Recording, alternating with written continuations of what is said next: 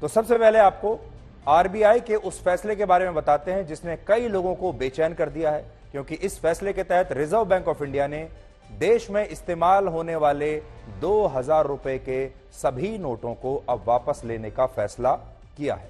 यह फैसला इसलिए बहुत महत्वपूर्ण है क्योंकि इस समय भारत में 2000 रुपए के कुल 181 करोड़ नोट इस्तेमाल हो रहे हैं, जिनकी कीमत 3,62,000 करोड़ रुपए है। लेकिन ये सारे नोट अब 30 सितंबर के बाद लीगल टेंडर नहीं माने जाएंगे, और लीगल टेंडर का मतलब उस करेंसी या मुद्रा से होता है जो कानूनी रूप से वैध मानी जाती है। और इस हिसाब से 30 सितंबर के बाद 2000 रुपए के ये 181 करोड़ नोट कानूनी रूप से वैध नहीं माने जाएंगे, यानी ये कागज का टुकड़ा बन जाएंगे।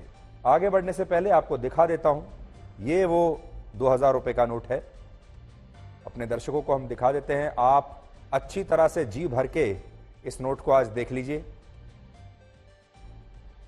अब इस नोट की दो कहानियां हैं। हमारे देश में ऐसे भी लोग हैं जिनके पास ये 2000 रुपए के नोट बहुत प्रचुर मात्रा में हैं, बहुत ज्यादा हैं। वो लोग आज बड़ा परेशान हो रहे होंगे, उनके लिए तो आज की रात बड़ी भारी होने वाली है। और कुछ लोग ऐसे होंगे जिन्होंने कई महीनों से 2000 रुपए का नोट देखा भी नहीं होगा, उनके पास होगा भी नहीं और उन्होंने देखा भी नहीं होगा। इसलिए आप भी अब इसके कुछ आखिरी दर्शन कर लीजिए। कुछ महीनों के बाद ये 2000 रुपए का नोट अब आपको देखने के लिए भी नहीं नसीब होगा।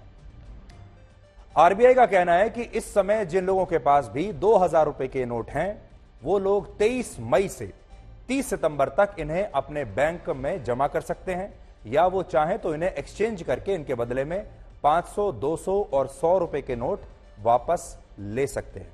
इसलिए यह प्रक्रिया, आप एक तिथि याद कर लीजिए, 23 मई से यह प्रक्रिया शुरू हो जाएगी, जब आप देश के किसी भी बैंक में जा सकते हैं और आप इन्हें जमा भी करा सकते हैं और इनके बदले नया नोट भी ले सकते हैं, जो कि 2000 रुपए का नहीं होगा, किसी और डिनोमिनेशन का होगा।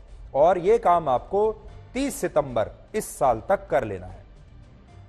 इसके अलावा अगर कोई व्यक्ति 2000 रुपए के नोट अपने बैंक खाते में जमा कराना चाहता है तो वो कल से ही ऐसा कर सकता है, लेकिन इन नोटों को बदलने की जो प्रक्रिया है वो 23 मई से शुरू होगी और फिर यह प्रक्रिया 30 सितंबर तक ऐसे ही जारी रहेगी। यहां दो और बातें बहुत महत्वपूर्ण हैं। पहली बात, बैंकों के अलावा आप ये नोट आरबीआई द्वारा बनाए गए केंद्रों पर भी बदलवा सकते हैं। देश भर में आरबीआई के 19 रीजनल ऑफिसेज हैं, जहां इन नोटों को 23 मई से 30 सितंबर के बीच बदला जा सकेगा।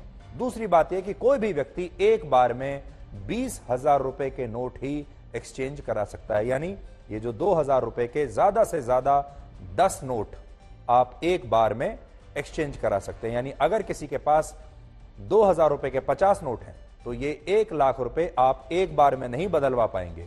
एक बार में आप 2000 रुपए के सिर्फ 10 नोट ही बदलवा सकते हैं, ये अपर लिमिट है।